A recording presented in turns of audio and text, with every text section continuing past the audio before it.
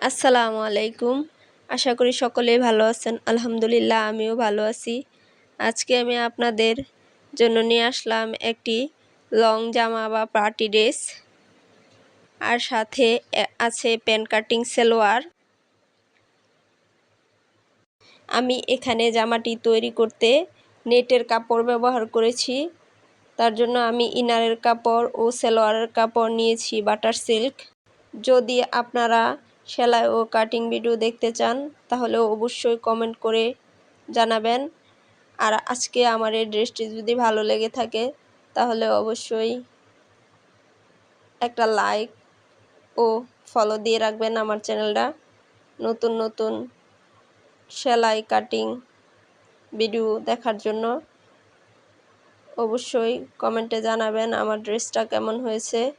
আর অবশ্যই আমার চ্যানেলটা ফলো দিয়ে রাখবেন।